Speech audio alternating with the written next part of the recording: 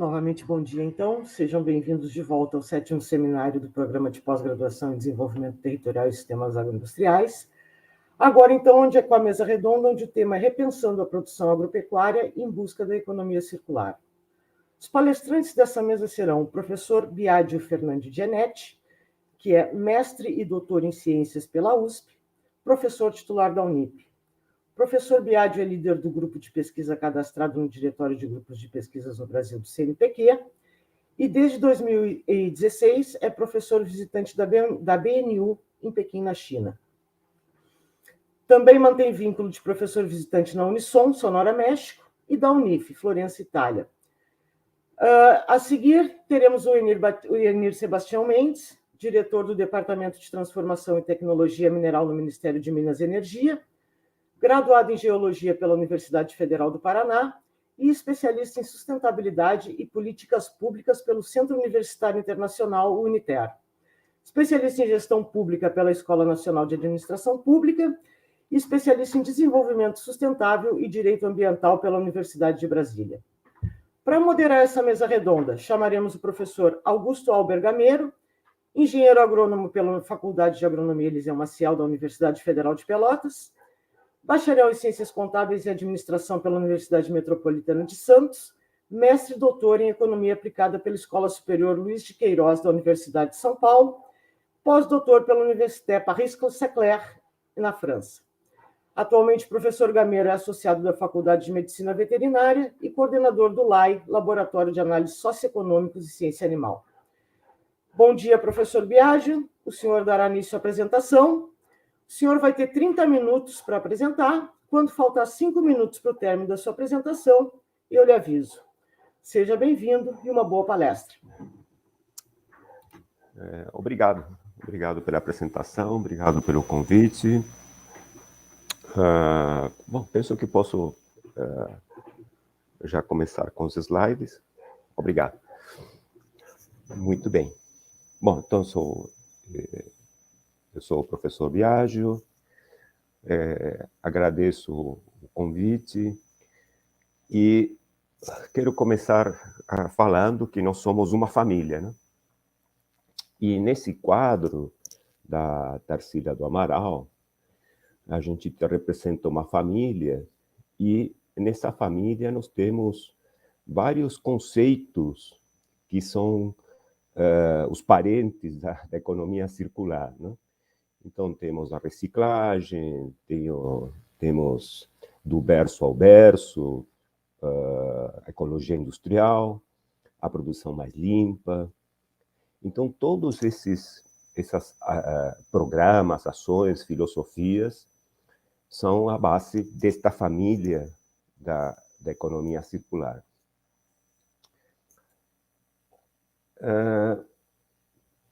Este é um trabalho que a gente publicou há alguns anos atrás, e a gente fez uma revisão bibliográfica dos trabalhos que foram apresentados no evento que nós organizamos na Rede de Avanço de Produção Mais Limpa, que é uma rede que congrega mais de 500 pesquisadores nos 5 continentes. E destes eventos, quando se cumpriu 10 anos de um ciclo de edições, fizemos um levantamento das publicações e, baseados no conceito de sustentabilidade forte, né, fomos ver quais são as práticas que são sugeridas nesses artigos para alcançar a sustentabilidade forte. E aí temos esses elos, né, basicamente, né, e podemos observar algumas, para mim está bastante pequeno, mas reuso, substituição de recursos e assim por diante. Então, a gente identificou quais eram essas práticas, e a outra coisa que nós identificamos desses 8 elos, 8 práticas que são sugeridas por esses pesquisadores, por essa comunidade, muitas tinham sempre uma abordagem ambiental, econômica, mas poucas vezes tinha uma abordagem social. Então, isso mostra que, quando falamos de sustentabilidade dessas práticas, dessa família de práticas que são a base da economia circular, podemos identificar estas 8 estratégias, mas sempre dando um pouco enfoque ao aspecto social. Bom, quando tratamos de economia linear, a economia linear foi muito bem sucedida por muito tempo. Era um sistema de produção que alcançava e que dava resultados dos quais eram desejados, né? Quando que tudo isso começou a falhar? Quando o mundo ficou cheio, né? Quando os sistemas de produção começaram a saturar o sistema ambiental, né? Então temos esse primeiro círculo, né? Que é um mundo vazio, onde a economia circular tinha recursos de uma forma, podemos dizer, infinita, e os sistemas ambientais podiam prover os recursos e absorver a poluição. Quando o mundo ficou cheio, nós começamos, então, a ter muitos problemas. E isto, a gente acelerou esses problemas na metade do século passado, né? Onde a gente começou a acelerar esses processos de produção, de consumo, e o destino de todo esse consumo ia para os aterros, ia para um destino final. Aqui temos um exemplo dramático, que é o Jardim Gramacho, que ele foi encerrado em 2012. Atualmente ele está sob controle, está se tornando um aterro sanitário, mas que tem muitas reportagens e que, quando ele foi encerrado por causa dos eventos que aconteceram no Rio, né? Especialmente as Olimpíadas, né? E que era um exemplo péssimo para que nós tínhamos na cidade do Rio de Janeiro, foi encerrado e foi pago uma indenização para os catadores que trabalhavam nesse lixão. Aqui tem essa fotografia da senhora Severina, com 87 anos, que ela trabalhava nesse local. Ela foi indenizada para ela se retirar desse lugar. Ela criou seus filhos, ela analfabeta, e aí tem a frase dela, né, que ela temia, com 87 anos, né, ela temia do seu futuro, porque ela precisava continuar trabalhando, né? Então, aquilo que é nosso descarte é também a fonte de trabalho de muitas pessoas no Brasil, né? Nos países em desenvolvimento, como o Brasil, especialmente, né? Por favor, se podem passar esse vídeo, é um vídeo que foi feito por essa comunidade. Por favor. Obrigado. Então, vamos assistir um pouquinho esse vídeo que foi feito.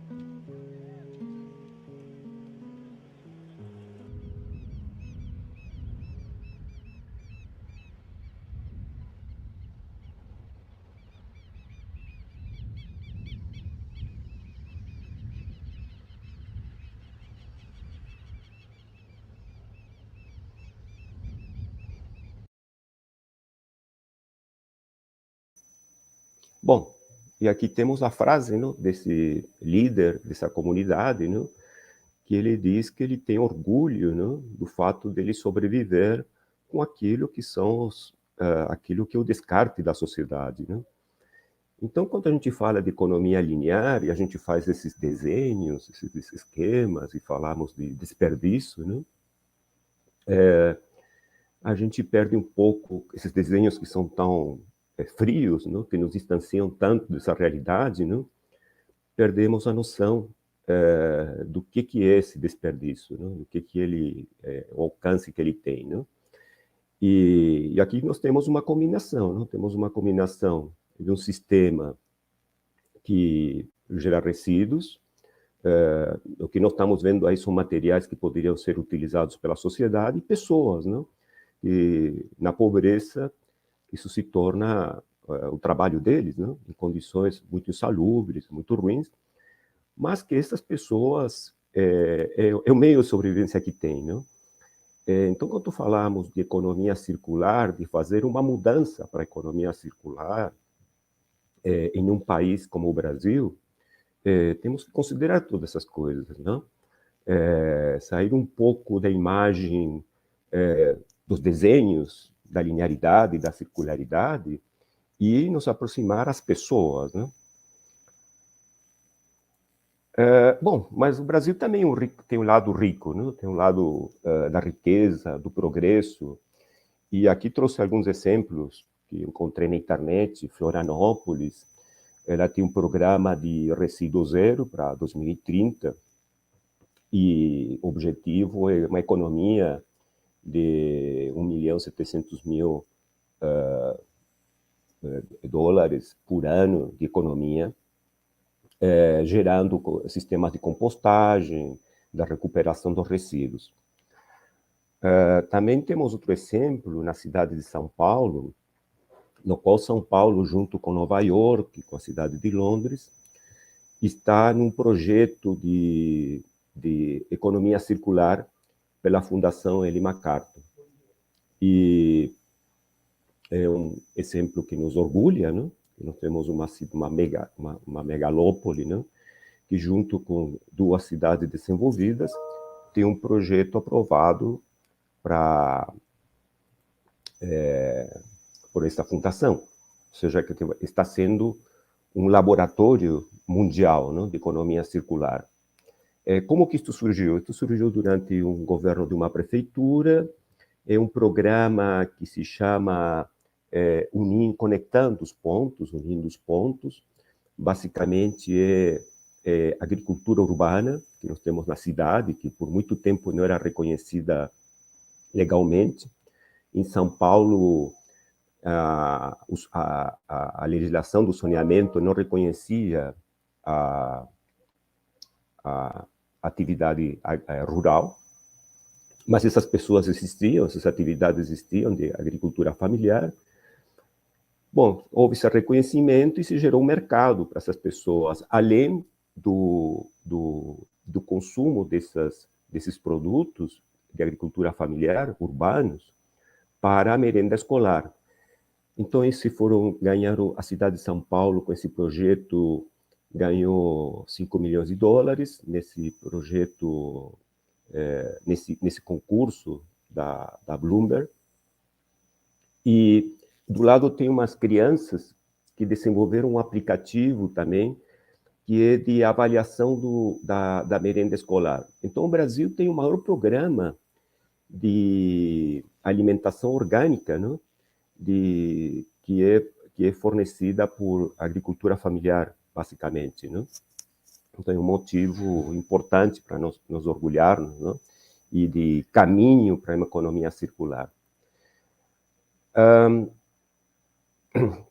Bom, esse outro artigo que a gente fez um estudo de uma usina de compostagem que nós tínhamos em São Paulo, que não vou contar toda a história porque não tenho nem tempo para isso, mas ela foi encerrada, mas nós tínhamos 2 usinas de compostagem. Aí temos os fluxos de resíduos da cidade de São Paulo, onde a gente fez o estudo. E nesse triângulo, a metade superior do triângulo toda vez que a gente avalia um sistema, significa que ele nos dá energia líquida. Nós estamos retirando recursos importantes nesse sistema. Não sempre a coleta, a reciclagem traz benefício para a sociedade. Muitas vezes nós usamos mais insumos para coletar do que recuperamos. E aí, basicamente, tem os materiais que irão coletados e que tinham esta vantagem, e compostagem é um deles que tem o benefício, né? Quando nós vemos os resíduos orgânicos, o que nós estamos vendo é um grande desperdício de fósforo, né? De que é uma substância química muito importante, é um fertilizante que está se esgotando no mundo e que a gente, na verdade, produz na indústria química, leva para os sistemas agrícolas, vão para a cidade e a gente enterra eles, né? No sistema linear. Então, a ideia é de uma circularidade, especialmente desse elemento químico, que é muito importante para estimular o crescimento das plantas, para a agricultura moderna, seria retornar este nutriente, né? Este insumo. E esse foi um estudo que nós fizemos e vimos a viabilidade disso, né? A Confederação da Indústria fez uma pesquisa entre seus associados e a maior parte dos associados dizem que já fazem práticas de economia circular e que são essas práticas, expandir a economia circular é muito bem aceita pela indústria brasileira. Então, uma coisa também que nos leva a um otimismo, né? Com relação à mudança desse sistema linear para a circularidade no Brasil. Este é um estudo que nós fizemos de logística reversa com sucatas de aço, parecido com aquele que mostrei dos resíduos municipais na cidade de São Paulo. Também fizemos um estudo do fluxo e vimos, a gente consegue avaliar a escala do sistema para que ele traga reais benefícios para a comunidade, né? Para o sistema econômico, né? Estou falando sempre em termos ambientais, não em termos monetários. Que quando falamos de sustentabilidade, temos que dividir o que é a viabilidade econômica, a viabilidade ambiental e social, né? Este outro artigo que a gente estudou no Rio Grande do Sul, de ecologia industrial, onde nós desenvolvimos um sistema de prospecção tecnológica para utilização de resíduos. Aqui, no caso, é a mineração, a exploração do carvão e os curtumes do Vale do Sino. A gente encontrou que se podiam usar resíduos das duas indústrias e serem utilizados. Basicamente, esse artigo, a importância que ele tem é que ele cria um modelo de prospecção tecnológica para tornar resíduos em coprodutos. Esses estudos regionais são muito importantes, porque quando falamos de circularidade, o sistema tem que estar geograficamente próximo, né? Porque se está muito distante, o consumo que se vai ter, não? O gasto que se vai ter disso, não compensa, não? É melhor usar matéria-prima virgem, não? Um exemplo que nós temos também de circularidade é num grande shopping center que temos em São Paulo, no Dourado. Aqui temos alguns dados da escala que isso tem. Tem a visita de 20 milhões de pessoas por ano, esse shopping center. Ele tem a praça de alimentação, serve 10.000 pratos por dia, 1 tonelada de resíduos orgânicos e, por favor, passem esse vídeo da solução que eles encontraram.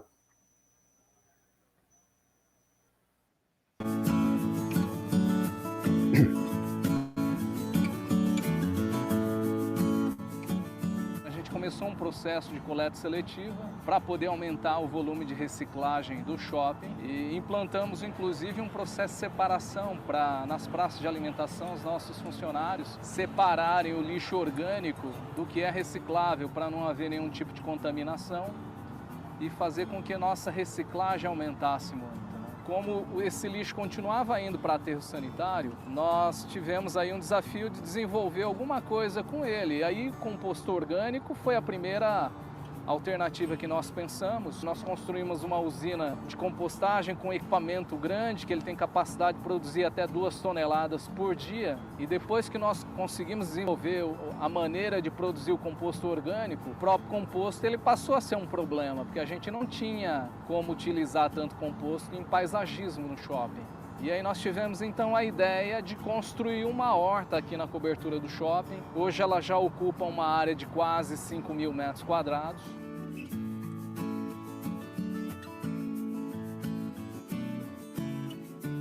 Essa produção aqui de alimentos, ela é totalmente orgânica, não tem nenhum tipo de uso de agrotóxico e todos os nossos funcionários, eles participam tanto do plantio como voluntários e eles participam também da colheita para levar para suas casas.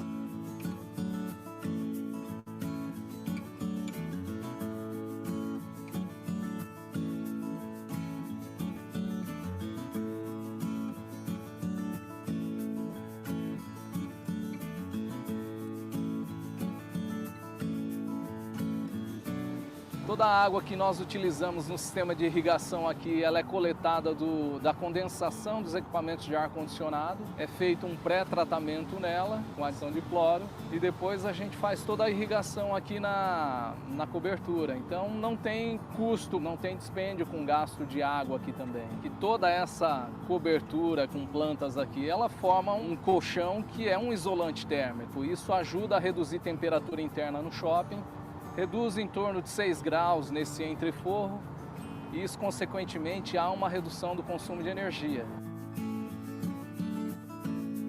Eu trabalho na compostagem Piramanhã, dou um apoio no telhado verde, faço todo o processo também lá embaixo de compostagem, transformar adubo. O bom de tudo, o legal é que isso aqui era arroz e feijão, hoje é composto. É comida virando comida, dá muito orgulho.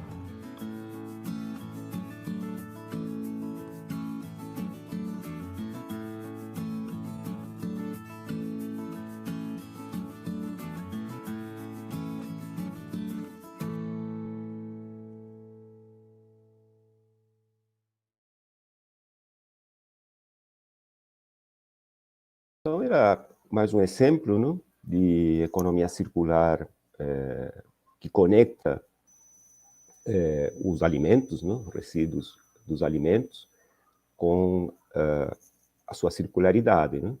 E esse exemplo é muito interessante, não, porque é um círculo virtuoso, não, foram se gerando valor, não, nessa atividade, e tem até visitas. Não? Você pode marcar uma visita nesse shopping e ver todo esse projeto. Não?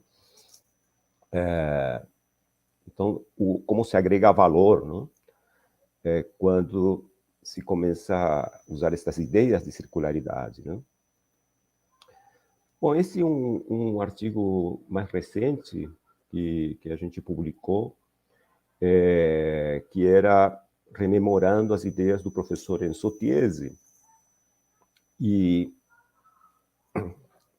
a gente tem do lado direito, né, nós temos essas circularidades da economia circular. As linhas azuis são a circularidade tecnológica, né, que são os materiais, os metais, que a gente vai recircular.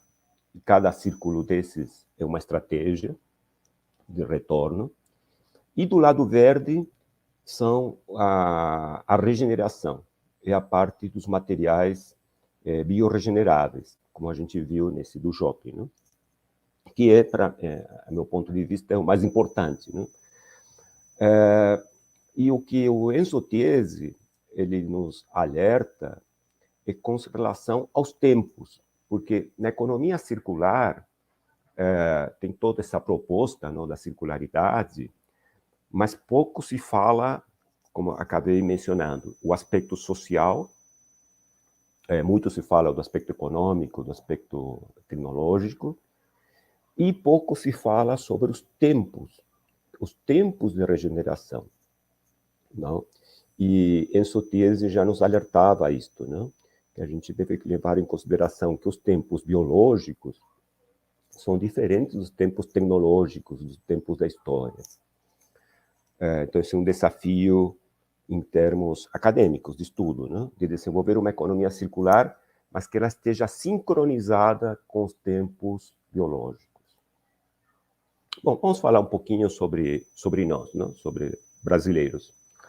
Então, o que a gente viu aqui é basicamente que a economia circular ela é uma ideia do primeiro mundo e que nós temos características próprias de um país tropical, de um país em desenvolvimento, e que temos que levar isso em consideração quando falamos de economia circular. Isto é muito importante a gente sublinhar. Bom, eu quero falar um pouquinho sobre que eu gosto de bolos, não sei se vocês gostam também, e esse desenho é o bolo da economia, não? Basicamente, a base dele é os recursos naturais. Aqui em cima temos o setor privado com sua cereja, né? Que sempre a gente observa muito, né? A gente olha para o bolo e vê a cobertura, vê sua cereja, mas por baixo dele tem o setor público, a base dele é os recursos naturais, e intermediário, uma coisa que muitas vezes esquecemos, é a economia informal, aquela que não é paga, aquela que não circula dinheiro, né? Então, quando a gente fala das mães, cuidado das mães, elas não recebem pelo cuidado que elas dão aos seus filhos, né? Existem muitas organizações sociais que fazem muito trabalho importante na sociedade e não estão monitorizando, não circula dinheiro, não circula moeda, mas são muito importantes para manter a economia. Eu já estou terminando, tá? Não se preocupem que eu estou concluindo. Mas um bolo é feito para as pessoas. Então, isso é uma coisa que eu quero voltar a esse tema, né? Falamos do aspecto tecnológico, falamos da economia, como ela é construída, como podemos melhorá-la, mas não podemos perder o objetivo que esse bolo é para a gente compartilhá-lo, né? E ver pessoas felizes, como temos nessa mesa, né? Que objetivo é esse, né? Da sustentabilidade, da economia circular, é para melhorar a qualidade de vida das pessoas. Então, nossa visão de pesquisa é que temos que entender essas relações que há entre sociedade e recursos. E aqui temos esse esquema que é o bolo, né? Novamente, né? Que é o meio ambiente, a produção. Em vermelho estão essas atividades, economia circular, produção mais limpa, reciclagem, todas essas práticas que para melhorar a eficiência do sistema, mas não perdendo de vista a sociedade. Que o objetivo é a felicidade, a qualidade de vida, o bem-estar das pessoas. Se a gente não atinge isso, fizemos metade do trabalho, né? E não fizemos a parte mais importante, né? Foi desenvolvido em nosso grupo um modelo de avaliação, que se chama modelo 5 Senso. Então, a gente divide esses setores. Do lado esquerdo temos o setor ambiental, com duas funções, de prover recursos, que é essa flechinha de baixo, o sistema econômico, e o sistema ambiental captura os resíduos e vai dar o tratamento final dos resíduos. E a sociedade interagindo com a economia, né? Provendo mão de obra, provendo recursos para o sistema econômico e recebendo bens e serviços. Nesse sistema, então, nós podemos ter indicadores que nos levem a observar todo o sistema de uma maneira harmônica, não somente procurando indicadores que nos mostram somente as vantagens de uma parte do sistema. Então, a economia circular está muito centrada no setor econômico, no aspecto tecnológico, pouco no setor 4 e no setor 5, que são os setores sociais, e, intermediariamente, no aspecto ambiental. Então, faltaria a gente ter sistemas de avaliação dessas propostas de circularidade que sejam mais harmônicas. Esse sistema que foi criado, esse modelo é multimétrico, tem multidimensões, tem multicritério, tem vários pontos de vista. Podemos fazer uma matriz dos fluxos que nós temos nesse sistema e podemos criar, então, um fluxo de informação para tomador de decisão. Então, quando vamos alterar um sistema, vamos torná-lo circular, esta proposta do modelo 5 senso, dos 5 setores, é fazer uma avaliação mais sistêmica, para ver o sistema como um todo, todos os benefícios que nós teríamos nos 5 setores e os custos que também teríamos. Isto foi publicado num artigo, temos uma série de artigos que já estamos aplicando esse modelo dos 5 setores. Recentemente fizemos um com economia circular e basicamente isto que eu tinha para apresentar para vocês, né? Era a ideia da circularidade pensando nos aspectos regionais, as características que nós temos, né? E o desafio que nós temos, acadêmicos, de gerar ferramentas para os tomadores de decisão que consigam observar os custos e benefícios de uma forma sistêmica. Agradeço a atenção de vocês, o convite, e fico à disposição.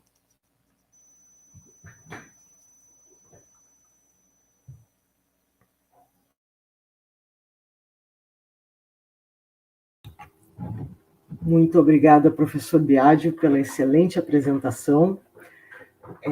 Voltamos, então, com o 7º seminário do Programa de Pós-Graduação em Desenvolvimento Territorial e Sistemas Agroindustriais, agora com o palestrante Enir Sebastião Mendes. Lembrando que o Enir, ele é mestre e doutor em Ciências pela USP e professor titular da Unip. Também lidera o grupo de pesquisa cadastrado no Diretório de Grupos de Pesquisas na CNPq e é professor visitante da ABNU em Pequim, na China, na Unisson Sonora, México, e da Unif em Florença, na Itália. O professor Enir possui mais de 300 trabalhos publicados, incluindo alguns livros, artigos e palestras que vão tratar da produção do meio ambiente. Nós lembramos que o professor Biagi volta daqui a pouco para o debate na mesa redonda com o Augusto Albergameiro. Seja bem-vindo, Enir, tudo bem?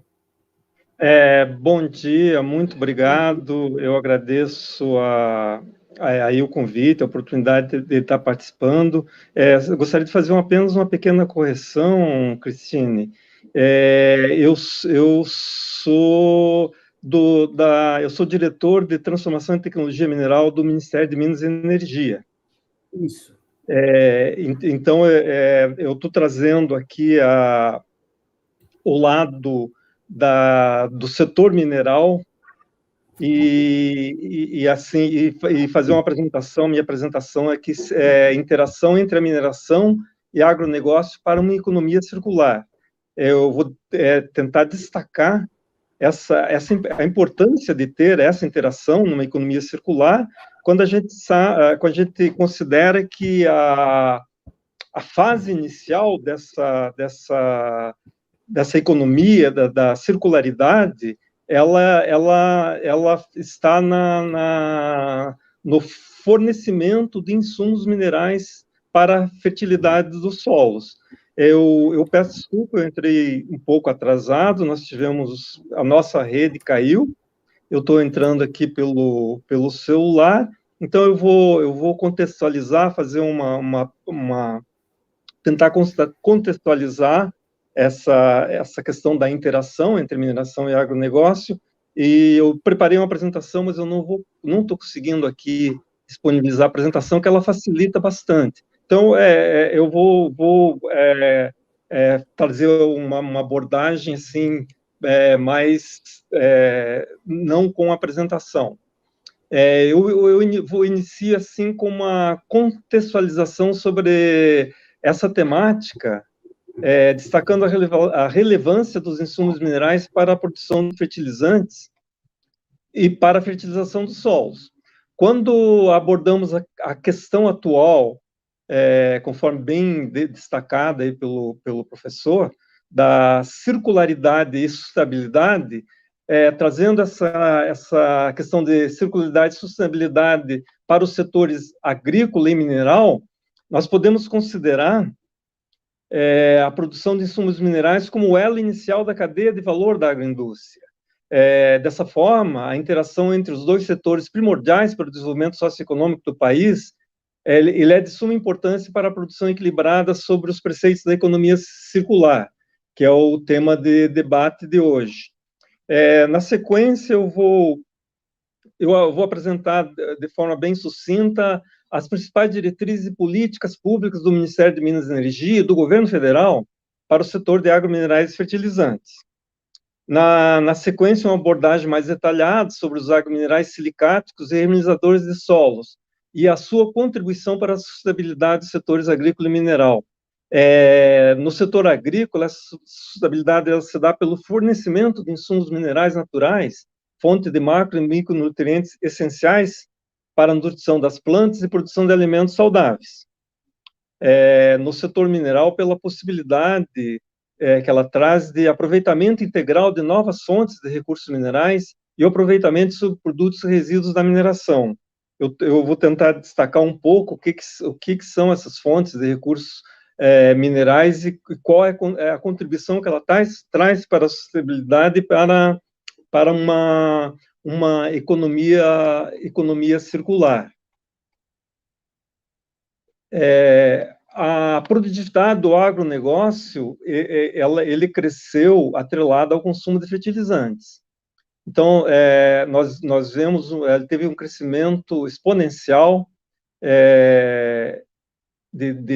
a gente tem um histórico de 2001 a 2020, e, ao mesmo tempo, a área plantada com grãos, ela teve um crescimento bem menor. Então, isso destaca, assim, a evolução, a importância que teve para a nossa agricultura a aplicação de fertilizantes, principalmente aqueles fertilizantes convencionais de formulação NPK, mas atualmente já estamos avançando bastante com novas rotas tecnológicas de aplicação de insumos naturais, insumos minerais naturais, que ele vem ele vem dentro de um outro contexto com maior sustentabilidade, e é isso que eu vou tentar destacar um pouco aqui.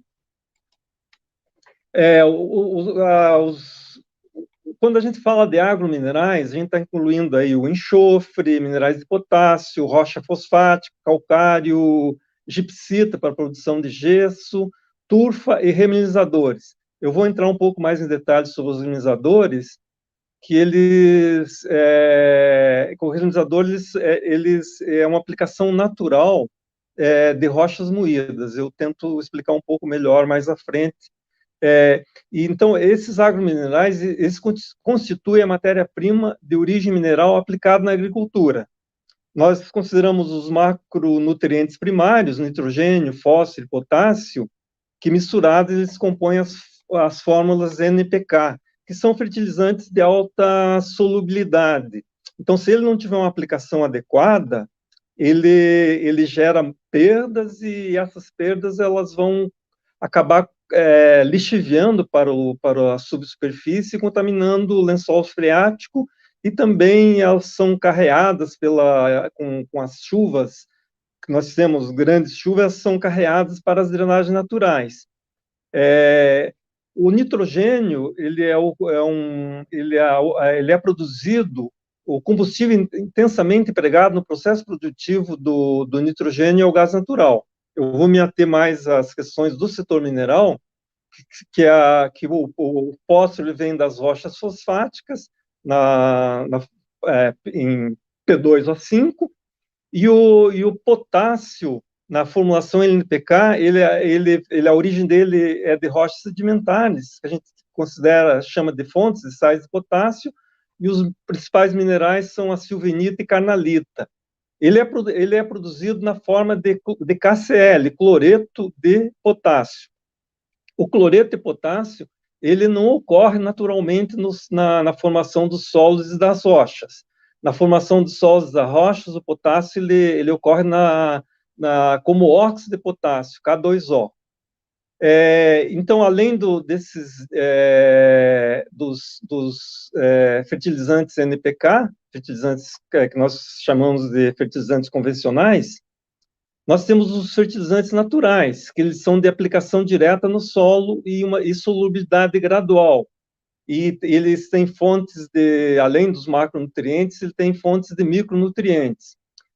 A origem é principalmente rochas fosfáticas moídas, aplicadas no solo, que é a técnica da fosfatagem, e remineralizadores de solo e agrominerais silicatos, que eles são também rochas moídas aplicadas diretamente no solo, a técnica conhecida como técnica da rochagem. Eles permitem assim o aproveitamento integral, e eles trazem uma série de vantagens que eu vou procurar detalhar um pouco mais à frente, mas eu vou trazer rapidamente aqui quais são as principais políticas públicas para o setor de agrominerais fertilizantes. Tem o programa Mineração e Desenvolvimento 2023, ele foi instituído por meio de portaria do Ministério de Minas e Energia em 2020. E para a questão daqui dos fertilizantes, da fertilização. Bem, bom dia a todos novamente. Tivemos aqui um problema com o sinal do Enir. Vou chamar, então, para a mesa redonda o moderador, professor Augusto Albert Gameiro. Seja bem-vindo, Gameiro. E chamo também, novamente, o professor Biagio Gianetti. Muito obrigado, Cris. Vocês me escutam? Todos me escutam? Perfeitamente. Sim. Perfeitamente. Então, obrigado novamente, Cristine. Bom dia a você. Bom dia, professor Biagio Gianetti, que está aí. O doutor Enir, a gente não sabe se ele ainda está por aí, mas ele deve aparecer em breve. Tá? Então, queria dar um bom dia para todo mundo também, todas as pessoas que nos assistem, tá? O nosso coordenador, o professor Mário Canever, o professor Lúcio Fernandes, que é o organizador do evento, tá? É uma satisfação a gente estar aqui com vocês. Nós brincávamos na reunião inicial hoje, né, que não existe nenhum evento remoto que não dê algum problema. Esse aqui não foi diferente, né, mas talvez a gente tenha tido um pouco mais de problemas do que o normal. Então, a gente queria pedir desculpas desde já por todos aí os problemas que aconteceram, nitidamente problemas de ordem tecnológica, tá? Mas a gente não pode desanimar, ainda temos mais evento hoje, ainda temos muitos assuntos, tá? Então, queria dizer para vocês que é uma satisfação da minha parte estar aqui e que eu acho que a gente tem muita coisa para conversar. Então, primeiro, eu gostaria de... Bom, queria deixar os organizadores à vontade, caso o doutor Enir apareça, se quiserem trazê-lo de volta, tá bom, a tela, para que ele continue a sua exposição, fique totalmente à vontade. Eu e o professor Biagio, certamente, não nos incomodaremos com isso, tá? O importante é não deixar a peteca cair, porque a gente tem muita coisa para falar, é um assunto extremamente importante. Então, eu já queria convidar todas as pessoas que estão nos assistindo aí pelo YouTube, que, por favor, coloquem seus comentários ali no chat do YouTube, tá? A gente vai, dentro do possível, tentar atender todo mundo. Então, por favor, já vão colocando suas perguntas enquanto a gente fala algumas coisas aqui.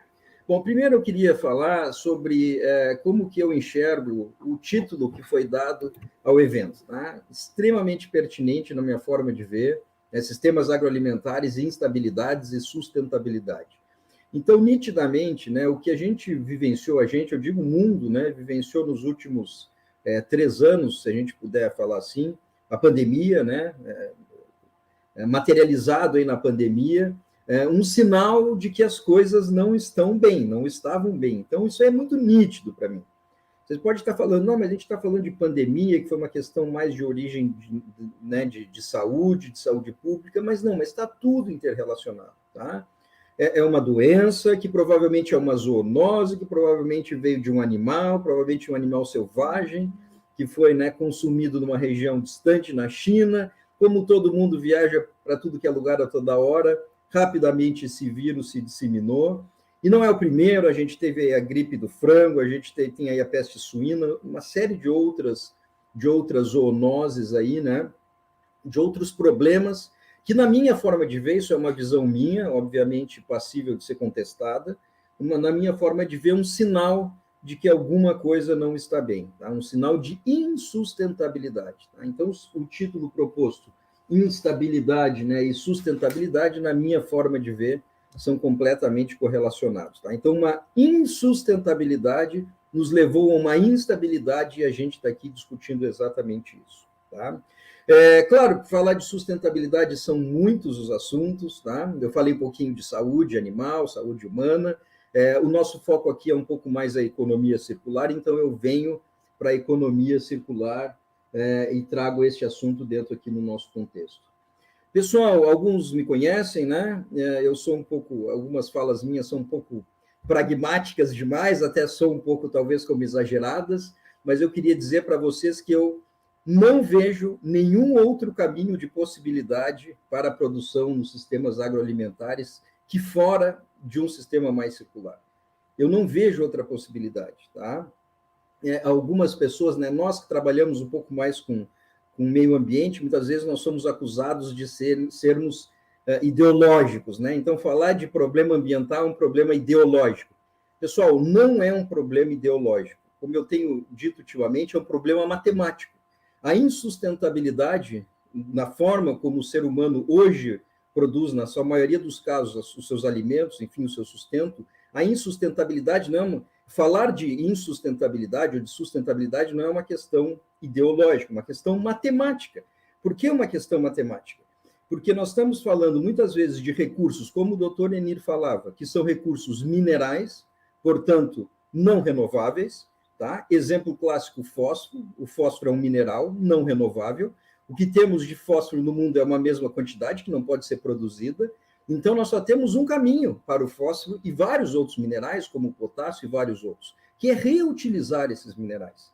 Não tem como produzir esses minerais, tá? Então, o que eu estou querendo dizer com isso? Quando a gente analisa os sistemas de produção agroalimentares no mundo, e o Brasil, isso é muito mais nítido, e eu vou tentar defender para vocês por que é muito mais nítido, tá? A gente constata que simplesmente a conta não fecha.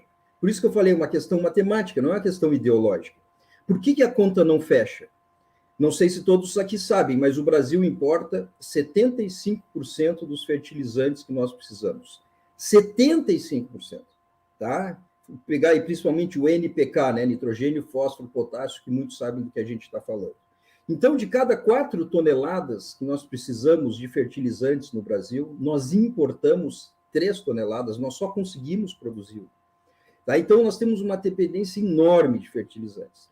Os fertilizantes que são de origem mineral, como é o caso do fósforo, do potássio e de outros, eles vêm de rochas, como o doutor Enir acabava de nos falar. Essas rochas estão aonde? Estão no Marrocos, estão na Rússia, estão na África, estão no Canadá. Tá? Então, imagine, vamos fazer um raciocínio aqui, eu até faço essas contas, tá? Porque é um assunto que a gente trabalha. Eu só estou tentando trazer mais matéria-prima aqui para vocês se questionarem, vocês se incomodarem e vocês nos questionarem para que a gente possa debater. Tá? Então, se a gente pegar, por exemplo, eu falava de fertilizantes de origem mineral, mas a gente pode botar o nitrogênio também. O nitrogênio não é de origem mineral na sua maior parte. Você sabe, o nitrogênio é um gás da natureza, né? Então, o nitrogênio é um gás, mas também é um fertilizante, né? A ureia é o mais conhecido e a gente importa a maior parte dele. Então, só para vocês terem noção, a maior parte do nitrogênio, dos fertilizantes nitrogenados que o Brasil importa, que a gente não tem, então a gente importa 3/4 do que precisamos. O nitrogênio vem da Rússia, o fósforo vem do Marrocos e o potássio vem do Canadá. Então, vamos pegar o caso do fósforo, que é muito nítido, né? E o fósforo tem, entre aspas, um problema duplo, porque além de estar cada vez mais escasso, o fósforo também é um contaminante ambiental, assim como o nitrogênio. Tá? O potássio ainda não é um contaminante ambiental, é um mineral não renovável, mas não é um contaminante ambiental. O fósforo tem um problema duplo, porque ele é uma rocha, ele vem de rochas não renováveis, então de mineração, e ele também é um problema de contaminação ambiental. Então, imagina, o que acontece no Brasil, e por que eu falava para vocês que no Brasil isso é particularmente mais importante? porque nós somos conhecidos e nos orgulhamos disso, e temos que nos orgulhar mesmo, nós somos conhecidos por um grande exportador de commodities agrícolas. Nós enchemos o peito e nos orgulhamos de falar que nós somos o celeiro do mundo. Então, o Brasil é um grande exportador, né, de produtos da agropecuária, e um celeiro do mundo vai alimentar o mundo. Mas, vírgula, falta alguns detalhes aí. As cadeias não começam na produção agropecuária. Isso é um outro assunto que eu já vou falar. Nós temos que rever o nosso conceito de sistema agroalimentar. Mas, enfim, o Brasil, que é um grande produtor e exportador de commodities agrícolas, como é que funciona isso? Então, veja bem, eu trago fósforo do Marrocos, dentro de navio, que já é um transporte cheio de externalidades. Eu trago esse minério do Marrocos, ele é moído, ele é fabricado, é produzido fertilizante no Brasil. Tá? Então, vamos supor que ele entra por Santos. Bom, só para vocês terem noção, do Marrocos até o Santos, do principal porto do Marrocos até o Santos, são 7.845 quilômetros. 7.845 quilômetros para ele viajar, a principal fonte de fósforo para o Brasil que veio do Marrocos. Chega em Santos, vai para Sorriso, por exemplo. Vamos pegar o Mato Grosso, né? Um filé aí filé mignon da produção agropecuária brasileira. Mais 2.050 quilômetros de Santos, viajando em cima de caminhão, na maior parte, até Sorriso. Aí, com esse fósforo, a gente vai produzir soja, vai produzir milho. Essa soja, esse milho tem que alimentar a produção animal, principalmente. Onde que está, por exemplo, a nossa principal produção animal? Oeste catarinense, para fazer uma simulação. Então, mais 2.064 quilômetros, esse fósforo, agora na forma de grãos, de grão, de milho ou de soja, vai para Chapecó, por exemplo, para alimentar os nossos rebanhos suínos e de aves. Muito bem, então foram 7.845 quilômetros do Marrocos até Santos, mais 2.050 quilômetros de Santos até Sorriso, agora em caminhão. Agora, na forma de grãos, de Sorriso para Chapecó, mais 2.064 quilômetros. E está pronto a carne do frango, a carne suína. E aí vai alimentar o ser humano. Onde vai alimentar o ser humano? Os principais centros consumidores. Porto Alegre, né? Belo Horizonte, São Paulo, Rio de Janeiro. Se a gente for fazer uma simulação com o Rio de Janeiro, de Chapecó para o Rio de Janeiro, agora na forma de carne, de proteína animal, são mais 1.389 quilômetros. Aí o que é feito com esse dejeto humano? Claro, isso vai virar comida humana, nós vamos fazer xixi e cocô, é esse o termo, não tem outra palavra, tá? E a gente pega esse dejeto e faz o quê? A gente joga com emissários dentro do oceano, dentro do Oceano Atlântico. Em grande parte, um esgoto não tratado. Então, assim, vocês entenderam onde que eu estou querendo chegar? É um minério que vem de outro país, viajou nesse total 13.348 quilômetros para nos alimentar e a gente joga esse dejeto, ele vira um contaminante. Tá? Então, quando eu falava para vocês que é uma questão matemática, não é ideológica, se a gente for fazer uma análise de toda a logística desses minérios que são necessários para alimentar os vegetais, que ou vão nos alimentar diretamente, ou vão alimentar os animais que, por sua vez, nos alimentam, essa conta nunca vai fechar. Não tem como eu tirar fósforo, que é não renovável, das rochas, suprir toda essa cadeia, e a gente ainda pega e não faz um reuso dos dejetos humanos, por exemplo. E alguns devem estar apavorados, né? Você está dizendo que tem que usar o cocô e xixi humano? Sim, é exatamente o que eu estou dizendo.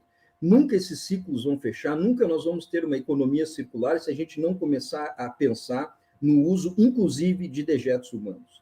Tá? E veja bem, essas estatísticas todas estão disponíveis, tudo isso que eu estou falando é trabalho científico, esses dados existem. Só para vocês terem uma ideia, as reservas de fósforo no mundo inteiro não duram mais do que 90 anos. Eu não estarei aqui, o professor Biagio também não, mas alguns de vocês talvez, e certamente todos os filhos e netos de vocês estarão aqui, e não vai mais haver fósforo, porque as rochas vão terminar uma hora. Então, assim, eu estou falando de fósforo, podia pegar potássio um pouquinho mais, chega a quase 200 anos, fora os outros microminerais, que são muito importantes, quem é agrônomo sabe disso, eu só estou falando de N, de P e de K. E eu só falei da questão do uso, fora a questão dos impactos ambientais. Eu não sei se vocês conhecem ou já ouviram falar do conceito de fronteiras planetárias. É um dos conceitos ambientais mais importantes, que ele delimita quais são os principais problemas ambientais no mundo. E, pasmem, um dos grandes problemas ambientais, o pior deles, chama diminuição da biodiversidade. Esse é o pior problema ambiental que a gente tem no mundo. Redução da biodiversidade. E a produção vegetal e animal está completamente relacionada a isso, mas vamos deixar de lado. O segundo maior problema ambiental do mundo se chama um descontrole, tá? Um descompasso ou um desequilíbrio nos ciclos biogeoquímicos, exatamente do nitrogênio e do fósforo. Então, dentre os principais problemas de contaminação ambiental, a gente tem o nitrogênio e a gente tem o fósforo. Então, assim, não tem como deixar a agricultura de fora disso. Tá? No Brasil, nós nos orgulhamos da nossa agropecuária, do nosso agronegócio, só que a gente muitas vezes olha para o lado bonito disso tudo, a gente não vê os sermões. Tá? Então, o Brasil é um celeiro do mundo. Se a gente importar todos os fertilizantes que a gente precisa, a gente é um celeiro do mundo. Então, as coisas não são completamente sustentáveis como a gente acredita. Fora a questão de contaminação, que a gente precisaria de muito tempo para falar disso. Mas eu só estou querendo contextualizar para vocês da importância disso tudo, porque eu, como atuante nas ciências agrárias, eu me preocupo muito, porque nos cursos de agrária a gente só mostra o lado bom do agronegócio, da agricultura, da pecuária. A gente não bota os dedos na ferida. E toda a minha carreira eu me dediquei a isso. Eu tentei mostrar como a gente tem problemas, e problemas que muitas vezes a gente não trata como a gente deveria de tratar. Então, todo esse meu discurso aqui é para dizer para vocês que eu não vejo um outro caminho. Se a gente quiser efetivamente sistemas agroalimentares sustentáveis, eu não vejo um outro caminho fora de uma economia circular. E a economia circular é isso, é entender que as coisas não começam, eu discordo do Dr. Enir com todas as vênias, os sistemas agroindustriais não começam no setor de fertilizantes, de jeito nenhum. Inclusive, a famosa frase, né, da fazenda ao prato, da fazenda ao garfo, não é assim que as coisas funcionam. As coisas não começam na indústria de insumos e as coisas não terminam na mesa humana. Não. Para produzir os insumos agropecuários, tem uma série de coisas para trás. Então, na verdade, o do farm for fork, ou da fazenda para o prato, isso é linear. As coisas não começam na fazenda, as coisas não terminam no prato. E as coisas não começam na indústria dos insumos e também não terminam na nossa mesa. Depois da nossa mesa vai virar nosso alimento, vai virar uma série de dejetos. Então, na verdade, a frase correta, do ponto de vista ecológico, devia ser da natureza à natureza. Tá? Então, a gente precisa começar a ter uma visão, isso que é a visão circular que o professor Biagio tanto falou, que a gente tanto tem defendido aqui. A gente tem que começar a ter uma visão dos sistemas agroalimentares, inclusive eu tenho utilizado a expressão sistemas ecoalimentares. Na minha modesta forma de ver, a gente tinha que mudar, quando a gente fala em cadeia agroindustrial ou sistemas agroalimentares, a gente tinha que falar de sistemas agro-ecoalimentares. Cadeias agro-eco-industriais. Porque se a gente não botar o eco aí, não vai dar certo. E, de novo, eu não tenho muito tempo aqui, inclusive me estendi demais do que eu gostaria, eu não tenho tempo de defender muitas coisas que eu estou falando, mas eu queria deixar claro para vocês que a ciência é repleta dessas informações e que mostram claramente que é completamente insustentável fazer agricultura do jeito que o mundo moderno faz. E, de novo, não é uma questão ideológica, é uma questão matemática, uma questão mineralógica, uma questão ecológica, não é ideológica, não é porque eu gosto de um sistema, eu gosto mais de um, eu gosto mais de outro. Tá? Então, eu queria dizer que é assim que eu vejo as coisas. E minha última fala é a seguinte, por mais que alguns achem, né, que muitas vezes esse tipo de conversa aqui é uma conversa pessimista, está longe disso, muito pelo contrário. Eu entendo que nós temos muitos desafios, nós que eu estou dizendo, nós da academia, nós técnicos, tá, que trabalhamos com as ciências agrárias, trabalhamos com a produção de alimentos, tá, de fibras e bebidas, são muitos os desafios para nós, nós temos uma pressão gigante em cima de nós. E só para vocês terem noção, eu sou de um departamento de produção animal, então a produção animal é muito mais criticada do que a vegetal. Por quê? Porque a produção animal, além de todos os impactos que ela causa por si só, ela depende dos vegetais. Então, na verdade, todos os impactos que os vegetais causam na produção, enfim, no ecossistema, também são de responsabilidade da produção animal. Mas só para dizer para vocês que, apesar de toda essa complexidade, essa quantidade enorme de desafios que a gente tem, eu sou muito otimista na possibilidade de soluções para isso tudo. Então, aí vem o meu lado, que agora eu vou defender a agropecuária, né? Porque até agora eu só critiquei, né? É o setor que mais impacta, sim, mas nenhum outro setor da economia mundial tem a capacidade de rever isso tudo e de transformar num aliado ou numa aliada ao meio ambiente, tá? Então, só para dar nomes aos bois, por exemplo, agroecologia, eu não vejo futuro sem agroecologia, sinceramente não vejo, e de novo, não é uma questão ideológica, é uma questão matemática, tá? Então, se hoje nós somos acusados, se hoje nós temos vários desafios, nenhum outro setor tem a capacidade de reverter isso daí como nós temos. Ou seja, nós podemos sim produzir muito alimento, nós podemos produzir água, nós podemos produzir mata, nós podemos produzir fauna, nós podemos produzir flora, nós podemos produzir tudo. Mas nós temos que mudar a forma de fazer as coisas. Essa visão linear não tem mais cabimento. Achar que o Brasil é um grande... Produzir alimento por produzir alimento é um discurso que não se sustenta mais, inclusive politicamente. Tá? Não tem como dizer, não, nós temos que produzir alimento porque tem gente passando fome. Esse é um discurso fraco, é um discurso falho, é um discurso capenga, não funciona mais. O professor Biagio várias vezes tocou na questão social, eu não falei de nada do social aqui, mas não tem como descartar, ou seja, é uma questão política também. E aí, para finalizar, né, eu chamo o Chico Mendes aqui para nos dizer, né, que falar de ecologia sem falar de política é falar de jardinagem. E não é isso que a gente quer aqui, tá? Eu entendo que não é isso que a gente quer aqui, a gente não quer falar de jardinagem, do jardim bonitinho. A gente quer falar de soluções profissionais, técnicas, tecnológicas, que possam, sim, alimentar as populações, por que não continuar exportando, mas muita coisa tem que ser revista, porque do jeito que está, não vai dar certo. Já não está dando certo. A pandemia já nos mostrou. A falta de fertilizantes, o aumento dos custos das commodities já está aí. Questões de poluição, não precisa nem falar. Dos 5.000 e poucos municípios brasileiros, 4.000 e poucos municípios brasileiros têm a água que a gente bebe contaminada por agrotóxico.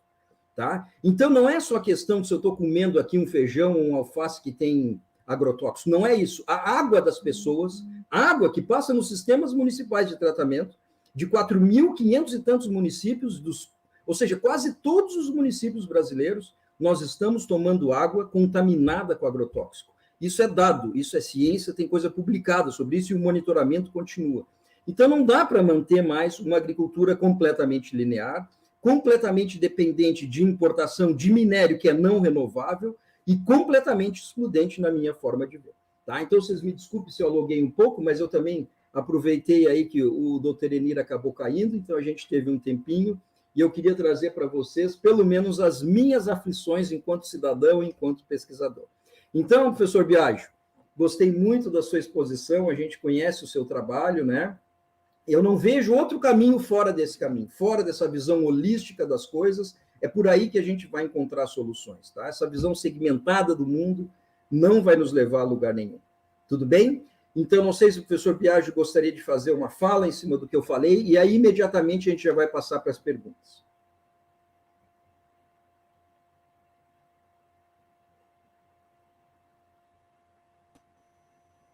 Não, é muito interessante todos os comentários que o professor Gameiro fez.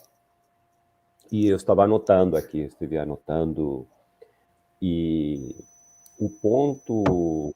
bom, essa ideia de introduzir a natureza, não, nesses sistemas de produção, essa visão sistêmica, não, que tudo começa e tudo termina nos serviços ecossistêmicos, né?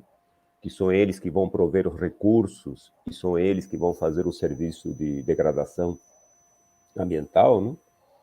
Essa é uma ideia muito poderosa, né? Que ampliar a visão, não? Ampliar essa observação que nós fazemos, né?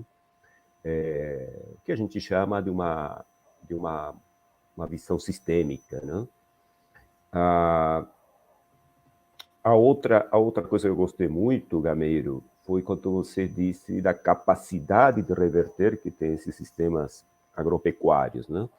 Que eles geram, que eles têm muitas dificuldades, não vou dizer que geram problemas, eles têm muitos gargalos, né? Muitas coisas que está comprometendo a sustentabilidade do próprio sistema de produção e que afetam muito a sustentabilidade da biosfera, não? De uma forma geral, não? Mas que eles têm a capacidade de reverter isso. Não? E aí a gente tem que pensar muitas coisas. Aqui tem uma pergunta do professor Caniver.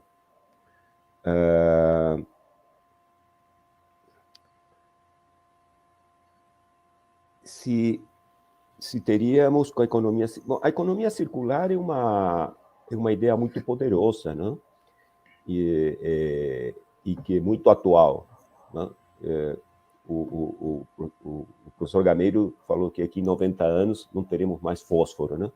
Então, não sei se a economia circular daqui a 90 anos será essa ideia tão poderosa, se não teremos que usar outras ideias, né? Outras abordagens, né? Mas o foco principal é o que a gente quer com a economia circular ou com qualquer outra prática, não? Então, a ideia da economia circular é muito poderosa, mas não diria que a gente tem que se apegar a esse termo. Temos que nos apegar àquilo que é importante, que é o tema que nós temos aqui, né? Que é sair dessa instabilidade, desse risco, não? E entrar num sistema sustentável. Se isso nós vamos fazer com a economia circular, se nós vamos fazer isso com outras práticas, são todas bem-vindas, né? Então, o desenvolvimento é possível, por que não? Eu sempre tenho essa expectativa de que se o ser humano faz sua história, né? E ele muda... o professor Gameiro falou sobre os limites do planeta, essas fronteiras que já ultrapassamos, né, da biosfera, né? Se nós somos capazes disso, de ser a maior força da natureza, de mudar a concentração do mar, da atmosfera, de fazer todas essas alterações, nós também podemos alterar isso. Nós também temos essa força, né, esse poder, né? O problema é fazer isso de uma forma efetiva, né? Uma forma efetiva. Eu sei que o professor Enir está aqui com a gente, não sei se ele quer entrar, e o professor Gameiro. Sim, se o doutor Enir quiser entrar, que fique à vontade. Sim. Sim, estão me ouvindo? Sim, perfeitamente. Estamos com sérios problemas hoje aqui em Brasília de rede. Eu caí, eu não sei aonde que eu parei, mas só para assim, eu ouvi um pouco aí desse último comentário do professor, do Gameiro. Nós temos uma visão aqui, aquilo que foi falado eu concordo totalmente, e voltando assim, na economia circular, na circularidade, de fato, eu concordo, não é o início da cadeia, a produção de insumos, mas ele é um elo dessa cadeia, que ele entra na circularidade, e ele tem uma cadeia também mais curta, que a gente analisa aqui, o ciclo de vida, que é só no setor mineral, só na mineração. Quando essa questão da aplicação, da importação, essa crise que veio, ela de fato esclareceu, escancarou, de certa forma, um modelo inadequado, que é o uso do fertilizante NPK, que a gente vem debatendo há bastante tempo, altamente dependente de importação e sem sustentabilidade. Agora, quando a gente começa a abordar essas questões, quando a gente pega essa interação de todo o ciclo da mineração, da agricultura, e parte assim, para uma utilização, para a fertilização dos solos com produtos naturais, que são necessários, são essenciais, que é a aplicação direta, você traz um ganho muito grande. Claro que tem ainda algumas questões que precisa, dentro de todo o ciclo, de toda a circularidade, tem umas questões que precisam ser resolvidas ainda. Nós estamos no começo desse processo, tem muito dado positivo, tem muito resultado, tem grandes pesquisas, mas tem um campo ainda muito grande, porque nós não conhecemos, nós estamos entrando num campo, assim, de uma interação entre eu vou falar dos produtos naturais, os reminizadores.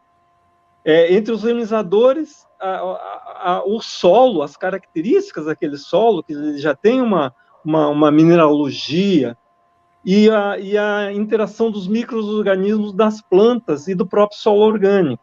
Então, é um ambiente assim, muito, muito grande, com muitos micro-organismos, uma interação muito grande, que ainda dependemos de bastante pesquisa para entender melhor, mas eles já trazem alguns resultados que a gente vê assim, as reservas dos insumos minerais, eles vão aumentar exponencialmente, porque você vai passar a utilizar outras fontes de recursos, por exemplo, de potássio.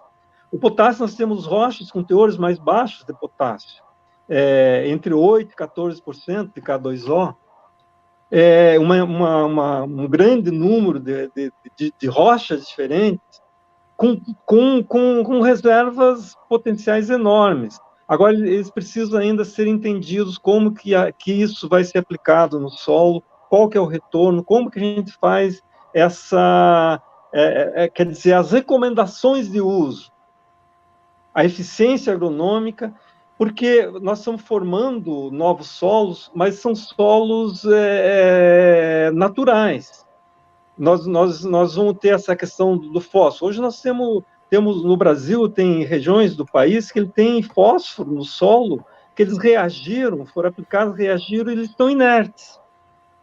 Então, eles são, inclusive, apresenta-se uma toxicidade para esse solo, você não pode utilizá-los. Quando se começa a entender esse processo da interação dos bioinsumos com os remineralizadores, essas novas reações, os remineralizadores já têm, com bioinsumos, essa aplicação, já tem alguns resultados que indicam que você consegue capturar aquele fósforo que estava inerte lá no solo.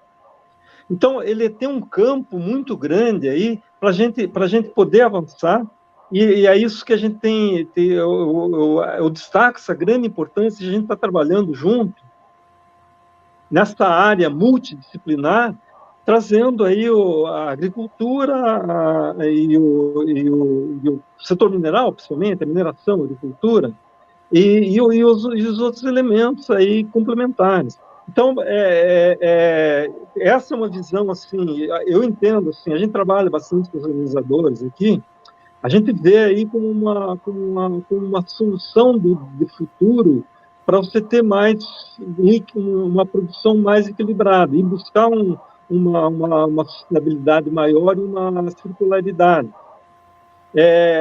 Só para exemplificar, nós entendemos que a agricultura orgânica, a agroecologia, ela é fundamental. A agrogeologia surge aí como uma nova disciplina que vem trazer assim muitos ganhos para a nossa produção, para a sociedade, quer dizer, para a população, em termos de qualidade dos alimentos. Você passar a não utilizar mais agrotóxicos. Você tem um sistema equilibrado que você não precise avançar nisso. Isso demora, isso é tempo, mas o Brasil hoje ele está muito adiantado nessa área, e isso que dá um certo otimismo. E a gente entende, por exemplo, a agricultura orgânica, ela não é permitido na agricultura orgânica usar cloreto de potássio, que está na formulação NPK. O cloreto de potássio não está na formação do solo, ele está em subsuperfície, em minerais e rochas que nós extraímos e aproveitamos, mas ele não está na composição do solo. Quem está na composição do solo é o K2O, é o óxido de potássio. Então, quando a gente começa a entender todo esse processo, toda essa interação, a gente consegue aí caminhar para uma produção mais sustentável. Era isso que eu queria comentar. Obrigado. Excelente. Eu queria aproveitar a sua última frase, que foi muito importante, porque pelo ambiente que nós estamos aqui, que é o ambiente acadêmico, nós precisamos entender o que acontece com todas essas formas, essas possibilidades. Isso é uma coisa muito importante, tá? Porque muitas vezes a gente acha que o NPK é um saco que está pronto ali no galpão para ser aplicado na lavoura. Tá? A gente precisa entender de onde vem o N, de onde vem o P, de onde vem o K e todos os demais. Tá? Então, assim, isso, como o senhor falou, é o que eu tentei falar no final da minha fala, que abre uma perspectiva de pesquisa, inclusive de inovação e de negócio, né? Porque hoje as universidades, elas não estão só com foco em pesquisa, elas estão com foco em pesquisa e inovação, ou seja, transformar em negócios, ou seja, os jovens que nos assistem aqui, né, a gente está tentando motivá-los a serem futuros empreendedores, inovadores. Isso abre uma perspectiva gigantesca de possibilidades. Foi o que eu falei, é um desafio enorme, mas, por outro lado, né, quantas possibilidades de formulações de fertilizantes, minerais, organominerais, só orgânicos, de fontes diversas a gente tem. Então, achei muito importante a sua última fala na questão das inúmeras, centenas, talvez milhares de possibilidades que nós temos, tá? De tentar fazer uma coisa diferente, né? Então, acho que isso é muito importante, que eu gostaria de ressaltar, tá bom? Bom, não sei se o professor Biagi quer comentar algo, ou posso passar as perguntas? Não, eu penso que podemos passar as perguntas. Eu estou gostando muito do que estou ouvindo, eu estou aproveitando muito. Doutor Enir, não sei se o senhor gostaria de falar algo mais, porque a sua fala foi interrompida pelo problema, não sei se o senhor gostaria de terminar a sua exposição original, algum ponto que o senhor estava preparado para falar e acabou sendo cortado, o senhor gostaria de voltar a algum ponto? Eu fiquei com uma curiosidade, doutor Enir. Sim. Que era as políticas públicas, que justamente nessa parte que houve a interrupção. Exatamente. Temos muito interesse em quais são as políticas públicas que estão... Então, sim, eu não lembro, não sei onde que eu parei, porque eu caí aqui, fiquei até meio perdido, mas as políticas públicas. Sim, tá, então é importante porque esses debates, essa conversa que a gente tem, esses eventos que a gente organiza, as participações, isso tudo para nós aqui que atuamos como gestores públicos, são subsídios para diretrizes e formulações de políticas públicas, que são importantes para dar um direcionamento. Só voltando um pouco, o setor mineral, ele é totalmente, a produção é totalmente feita pela iniciativa privada, com exceção do urânio, que é monopólio estatal. Então, as políticas que a gente faz são mais para dar diretrizes e uma regulamentação também, mas a produção, de fato, está com o setor privado. E nessa formulação de políticas, eu vou destacar, talvez, as políticas mais importantes, só agora, voltando. Um foi o Plano Nacional de Fertilizantes, eu não sei se eu consegui apresentar. Então, o Plano Nacional de Fertilizantes ele foi instituído por um decreto em 2022, que instituiu o Plano Nacional de Fertilizantes e o Conselho Nacional de Fertilizantes e Nutrição de Plantas, que é o CONFERT, que é o órgão consultivo e deliberativo que vai tocar para frente essa política. Dentro do CONFERT foram criadas 4 câmaras técnicas. Uma é fertilizante NPK, nós dependemos ainda, temos que lidar ainda, trabalhar com isso, e assim, nós aqui já pensamos já pensando numa transição, que ela tem que ser uma transição gradual por questões políticas e econômicas. E as cadeias emergentes. Outro é ciência, tecnologia e inovação, sustentabilidade ambiental e assuntos regulatórios, econômicos, infraestrutura e logística. Mas nas cadeias emergentes que eu vejo o grande foco, a grande possibilidade de a gente estar avançando na pesquisa. As cadeias emergentes têm uma cadeia que trata de orgânicos, minerais, fertilizantes orgânicos, uma de subprodutos com potencial de uso agrícola, uma de bioinsumos, biomoléculas e bioprocessos, uma de nanotecnologia e automatização de sistemas de recomendação e aplicação de fertilizantes, e uma de remediadores. Remediadores é onde que nós estamos atuando, nós formamos um grupo de trabalho agora dentro do CONFERT, nós já temos um grupo de trabalho coordenado aqui pelo Ministério de Meio e Energia, atuando desde 2010, que trabalhou na regulamentação, e nós organizamos 4 congressos de rochagem, que a rochagem é técnica de aplicação dos remediadores na agricultura.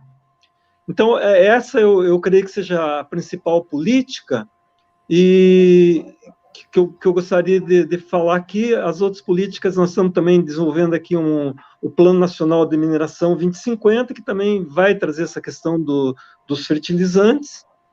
E basicamente é isso, aí eu fico aberto, aí acho que a gente tem que dar um tempo aí para podermos responder as perguntas.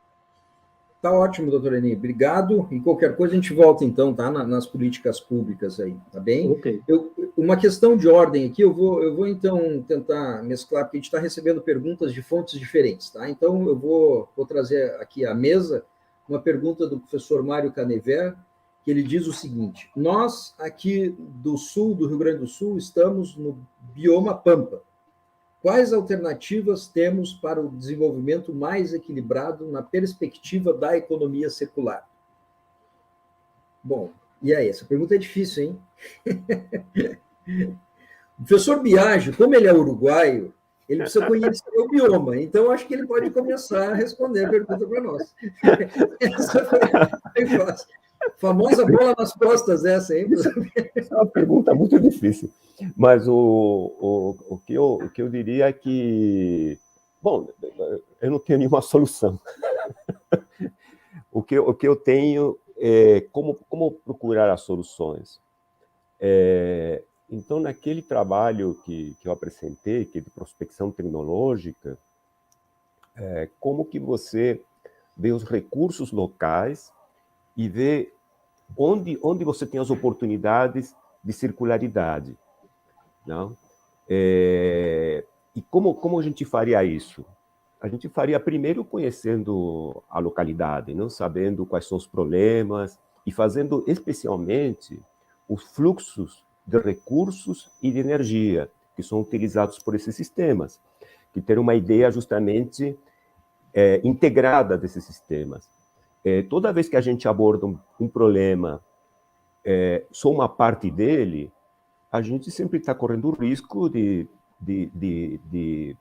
gerar perturbações em outra parte do sistema, não? A gente já viu isso muitas vezes, não? Acontecendo, não? Você resolve um problema numa ponta e você gera outros problemas em todo esse sistema. Primeiro isto, ter uma ideia dos fluxos de material e energia e como estão integrados.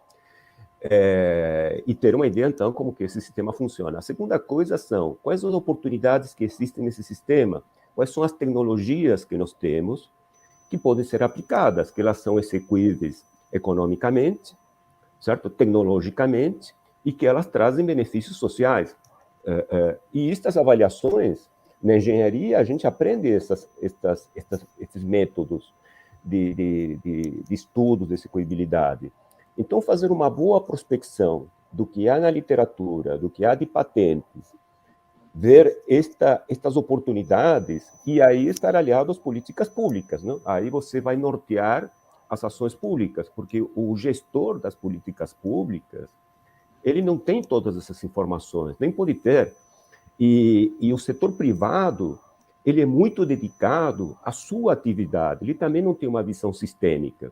Esta é uma atividade do mundo acadêmico, da gente estar muito próximo dos tomadores de decisão do setor público, que eles têm um grande poder, não, de alterar esse sistema. No setor privado, ele pode fazer muitas coisas, mas a sua visão de tempo e de espaço é muito limitada, diferentemente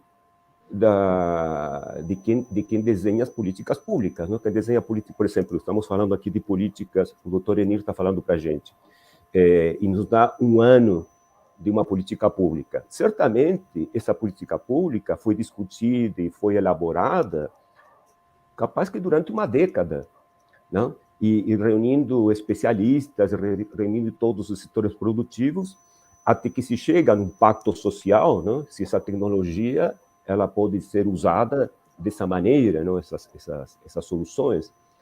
Então, a gente se aproximar e ser realmente um ponto de apoio para esses tomadores de decisão. Eu não sei se o professor Canever ficou satisfeito, mas eu não tenho uma resposta assim clara dos Pampas, né? Mas qual seria a maneira da gente fazer isso, né? Professor, eu posso claro, complementar aqui sempre assim pelo setor mineral. Sobre o agro eu entendo pouco. Eu vejo sim com uma possibilidade boa, isso são as fontes naturais de fertilização de solo. Aí na região sul a gente tem, assim, para fonte de micronutrientes e potássio, nós temos uma série de rochas aí, que são os basaltos, que vão atender aí com teores baixos de potássio, mas eles vão poder atender aí, boa parte de uma agricultura mais responsiva, mais sustentável. E temos já, tem um projeto no Rio Grande do Sul já em andamento de produção de 300 mil toneladas ano de fosfato, que é aquele fosfato de aplicação direta, que ele tem uma sustentabilidade no setor mineral, porque ele é uma aplicação integral. Você extrai, passa só por processos mecânicos. E aí entra na questão energética dos equipamentos, nós temos que pensar nos equipamentos. No setor mineral, a gente já tem uma política aí para redução de emissão dos equipamentos na mineração, que é passar isso para equipamentos elétricos. Hoje o Brasil tem uma matriz elétrica renovável, 85% da matriz energética brasileira é renovável. Então, você trabalhando com uma matriz energética limpa, e equipamentos elétricos, tanto na mineração quanto equipamentos aplicados utilizados na agricultura, você já vai diminuir sensivelmente a emissão de carbono. Então, tem algumas ações assim que pode se pensar, mas como o professor Biagi falou, nós não temos uma solução integral disso. Isso vai demandar investimento em pesquisa, muito investimento e pesquisa e tecnologia, e esses subsídios que os setores trazem para os agentes públicos poderem ir melhorando suas políticas. Perfeito. Não, a sua resposta, professor Biagi, foi muito interessante, porque vem ao encontro do nosso público aqui. Nós estamos num público acadêmico, majoritariamente, tá? E entendo também que é o papel da universidade, dos agentes, enfim, da pesquisa, seja pública, seja privada, enfim, o que seja, né? De entender esse processo. E isso, particularmente, é uma coisa que me preocupa, né? Porque, vamos dar nome aos bois, né? A soja, que entrou violentamente no Pampa, ela entrou numa velocidade muito maior do que a velocidade da gente compreender isso daí. O professor Witosek, que é um grande especialista em nitrogênio, tem uma frase que geralmente eu uso no final de algumas exposições, que ele diz o seguinte: ó, o grande problema é que a gente está mudando a Terra mais rapidamente do que a gente está entendendo a Terra. Então, a sua fala é muito importante, inclusive ela é inspiradora para muitos dos jovens pós-graduandos e graduandos que estão aqui, porque é o seguinte: nós vamos estudar isso daí.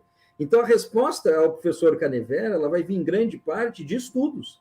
Quais são os riscos, quais são os impactos, né, dessas mudanças muito rápidas que a gente está vendo no bioma Pampa? Porque, entre nós, o bioma Pampa está praticamente em equilíbrio desde 1490 e pouco, quando os europeus trouxeram os primeiros gados, o gado vacuno, né, para a região, e ficou aqui se disseminando, e é um sistema quase em equilíbrio com o gado ali em cima. Mas também, por outro lado, a gente sabe que é um sistema que, economicamente, ele é um sistema relativamente fraco. Mas, de repente, o que era uma fragilidade do sistema, que é ser pouco lucrativo, de repente pode ser, do ponto de vista ambiental, um ponto forte, que é um sistema praticamente sustentável. A questão é como manter essa sustentabilidade ao inserir um novo sistema de produção, grãos, por exemplo, que, de alguma forma, vai chacoalhar aquele equilíbrio. Então, a sua resposta, eu acho que ela vai muito ao encontro do que a gente está discutindo aqui. Ou seja, são necessárias pesquisas, estudos, para a gente entender, primeiro, como é esse bioma hoje, ou como era até então, e que impacto esses novos fluxos de energia e de materiais vão causar, para que a gente possa, então, fazer as devidas avaliações. Não é dizer simplesmente não queremos a soja no bioma Pampa, mas é dizer em que situações a gente pode aceitar a soja no bioma Pampa. Então, é diferente. Então, muito interessante a sua resposta, a complementação do Dr. Enir também. Ele falou, é uma região rica. Eu conheço muito pouco de mineração, viu, Dr. Enir? Quase zero de solo, sou agrônomo, mas só estudei na faculdade, muito embora adore isso daí. Mas eu me lembro que os solos da região, principalmente mais de basalto, né, são solos ricos.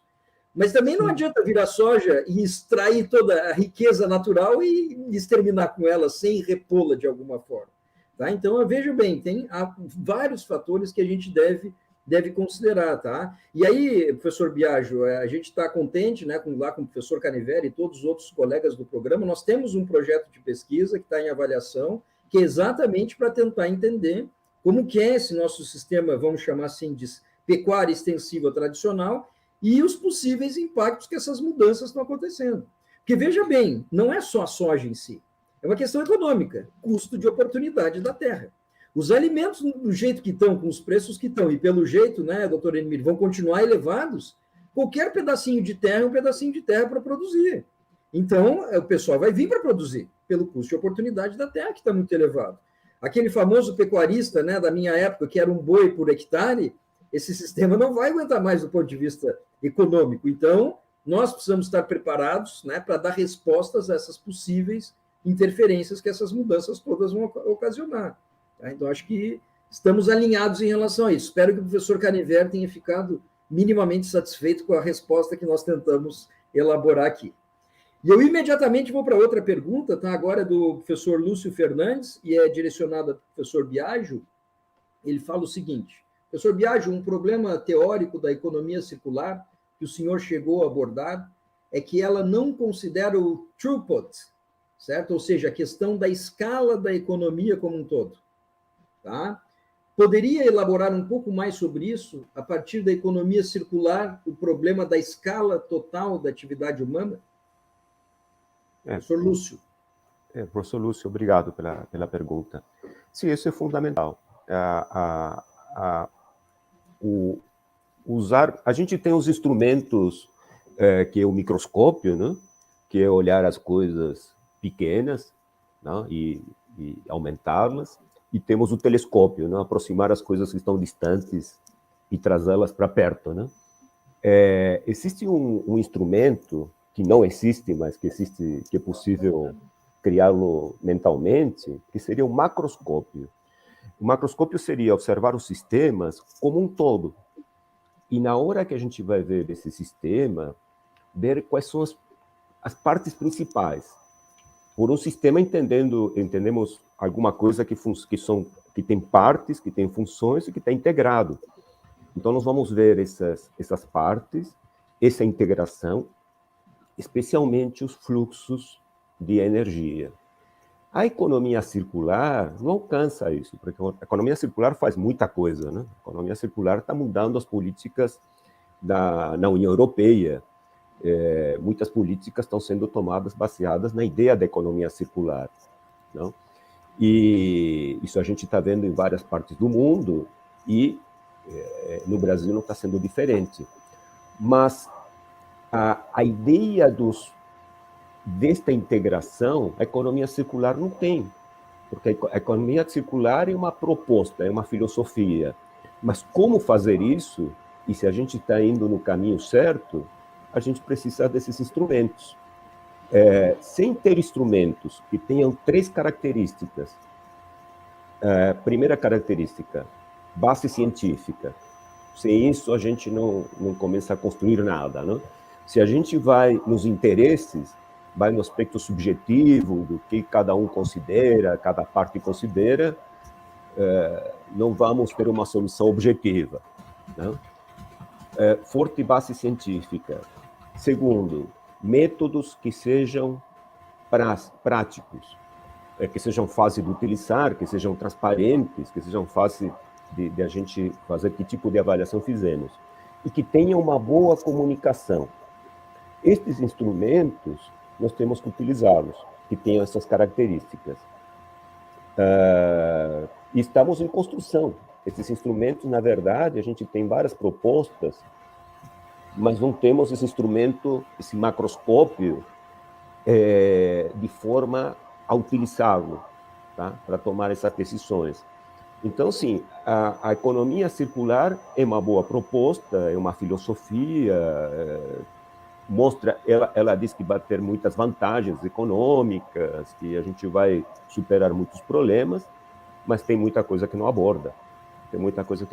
E no Brasil, nós temos que ter muito cuidado, porque estas ideias vêm dos países desenvolvidos, que eles têm outros problemas e outra realidade. Então, aqui estamos falando de um país, por exemplo, que é agropecuário. Não estamos falando de um país tropical.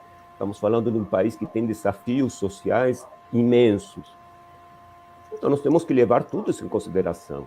Nós temos que fazer que a economia circular... eu sei que existe muita crítica sobre isso, não? Que vão dizer que isso é abrasileirar, não? Que seria uma maneira de fazer uma coisa tão diferente Não, realmente ver que impacto ela vai ter e como ela vai ser utilizada em nossas condições, não? Que nossas condições são diferentes. E há um problema grande na economia circular que dos tempos, da renovabilidade, que ela não considera não somente o problema da escala. Se nós estamos falando de renovação do solo, nós vamos ter que falar que intensificação vai ser feita no uso do solo. E isso é um problema muito grande, né? Porque todo o sistema produtivo ele caminha para a intensificação. Se você diz que há um limite de intensificação, que você não pode acelerar esse processo porque você vai perder os nutrientes do solo, isso vai contra uma lógica produtivista. E isso é um ponto muito delicado. Então, os tempos biológicos que o solo tem da sua renovabilidade,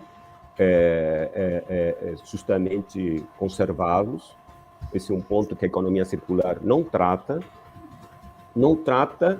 das culturas locais, como que você implementa uma economia circular e as mudanças que você faz nessa economia.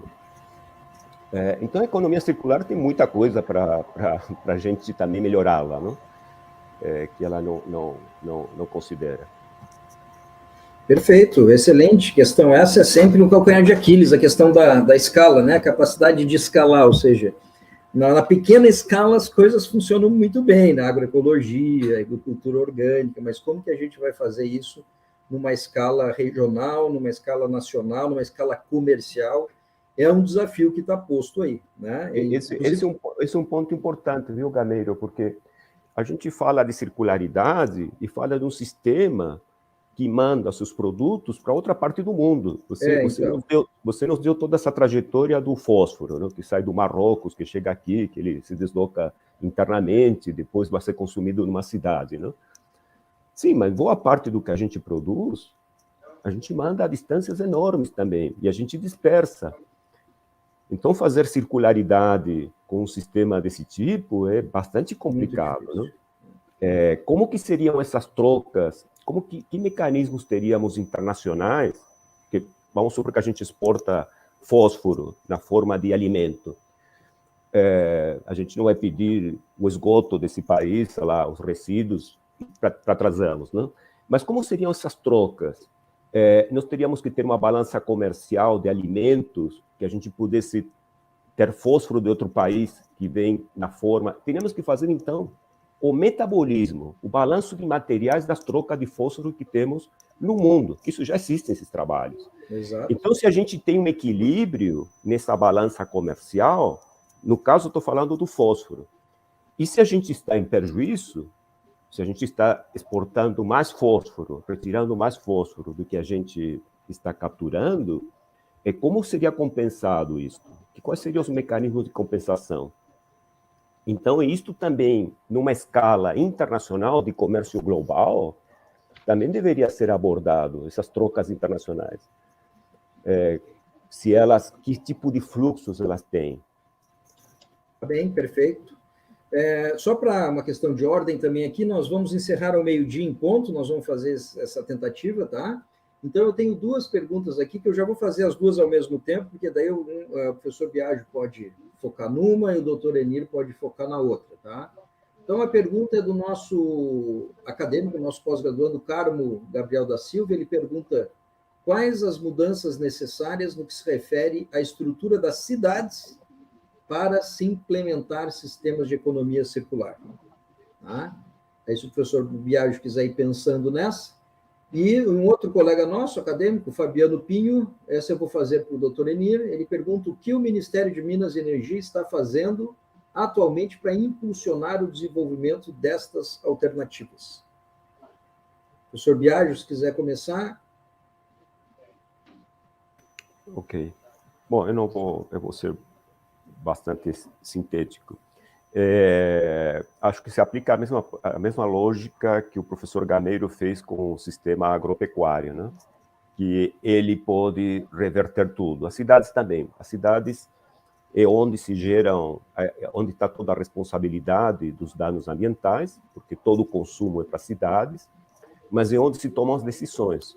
Então, é nas cidades onde estão as universidades, onde estão os políticos, onde estão os empresários, onde está toda a sociedade. Então, as cidades têm esse poder. Se a gente pensa que a cidade também é um sistema, e eu mostrei alguns exemplos de circularidade que a gente já tem, né? Esse caso do shopping center. Então, agricultura urbana é um mecanismo. Esse caso de São Paulo, que eu mostrei para vocês, é um caso que quando a gente vê o filme, a reportagem da Globo, parece que tudo foi planejado, aquele gestor fez todo aquele projeto. Não foi assim. Aquilo foi uma luta dentro da cidade, que o problema do lixo, que nós estamos saturados de lixo e ninguém quer pagar pelo lixo que produz. Isso foram vários governos que nós tivemos municipais, tentaram aplicar impostos, houve uma revolução na cidade de São Paulo, até que nós tivemos a lei de resíduos sólidos, e começou isto, e a lei de resíduos sólidos também foi uma odisseia, não? Para ela ser aprovada, para ela ser negociada, a gente conhece toda essa história. Uma vez, isso na verdade veio do governo federal. Uma vez que isso foi tomado, e que esses geradores de resíduos tinham que pagar pelo lixo que produziam, começaram a encontrar soluções. Esse é o caso do shopping, não? Eles tinham um custo para dar destino nesse. E aí vocês veem que ele vai contando. Eles agora tínhamos o composto orgânico, não sabíamos o que fazer. Aí eles fizeram uma horta. Aí eles viram que a horta servia de isolante térmico. Aí eles viram que eles podiam recircular água. Aí eles começaram a ver um monte de ganhos. Mas eles tiveram essa aprendizagem porque eles foram obrigados, não porque tinha um custo econômico. O caso daquele ligando os pontos de economia circular, que São Paulo está dentro desse projeto com Nova York e Londres, foi outro caso que era uma lei federal com relação à merenda escolar, a obrigatoriedade que um percentual da merenda escolar tinha que ser de produtores locais, preferencialmente produtores familiares. Em São Paulo tinha os produtores e eram ilegais, porque o zoneamento da cidade de São Paulo não incluía esses produtores, porque eram pequenas famílias que tinham uma pequena produção, e São Paulo tinha uma especulação imobiliária gigantesca. Então, em nenhum momento, essas pessoas podiam se legalizar. Quando essa lei federal foi aplicada, e São Paulo tinha que, na merenda escolar, por lei, ter esses produtores, essas compras, tiveram que legalizar esses produtores e dar assistência técnica, e saiu esse projeto. Então, vejam a importância que tem as políticas públicas, não? Como que elas mudam completamente toda essa realidade. Então, isso não é que saiu de uma mente, se diz, foi o gestor e pensou. Na verdade, foram obrigatoriedades legais e tinha que se encontrar uma solução, não? E isso levou a esses sistemas de agricultura urbana. Então, nós precisamos também fechar esses ciclos dentro da cidade. Gameiro falou dos resíduos que nós temos. Dejetos humanos. Os dejetos humanos, claro, nós temos que reaproveitá-los de alguma maneira, não? Podemos gerar energia e temos biossólidos, não? Que podemos usar para a agricultura. Podemos enviar isso para as áreas agrícolas, mas também podemos produzir alimento dentro da cidade. Então, essa é uma proposta muito, muito interessante, né? Tá bem, eu vou fazer 2 rápidos comentários, daí eu passo para o doutor Enir falar das políticas públicas. Primeiro é que eu me preocupo muito com a questão dos dejetos humanos, porque ali tem muita coisa que é não renovável, o fósforo, por exemplo, e que nós precisaríamos utilizar de volta, tá? E isso é uma complexidade enorme, a começar por um preconceito cultural, né? Imagina usar dejeto humano de volta na produção da horta, né? Mas, enfim, Paris já faz isso. Tá? Então, a cidade de Paris, que é uma cidade que, né, consome milhares de toneladas, ela já transforma seu esgoto num adubo. Tá certo? Isso já acontece, então não é ficção, isso já existe. Bom, a China milenarmente já faz isso, né? Mas, enfim, só para dar um exemplo mais contemporâneo. E outra coisa que eu acho muito importante, né? Que vai muito no que o professor Biagi falou, que tudo isso que a gente está falando implica mudanças muito mais estruturais, inclusive de localização das coisas, localizações de cidades e tamanhos de cidades. Tá? Como eu sempre brinco, como eu adoro cidade pequena, né? Eu acho que a felicidade está na cidade pequena. Vamos morar em Turuçu e não em São Paulo, tá certo? Então, assim, se a gente rever a organização humana, muitas coisas podem ser facilitadas, tá? Porque, de fato, quando a gente concentra as coisas, concentra a origem do mineral, concentra a origem da produção, concentra o consumo, como que eu faço esses recursos circularem entre eles? Tudo fica mais difícil, tá certo? Então, só uma breve reflexão e passo, então, para o doutor Enir responder, e vai ser nossa última questão, tá, pessoal, para a gente fazer o encerramento da manhã.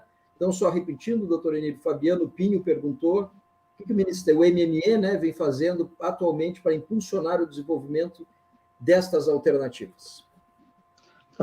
Obrigado aí pela pergunta, obrigado, professor. Bom, eu vou falar rapidamente sobre as políticas, duas políticas que nós temos, nós estamos dentro dessas políticas, só ressaltando que não são só essas questões, quando se fala em circularidade, não são só essas questões dos fertilizantes, dos insumos minerais dos fertilizantes.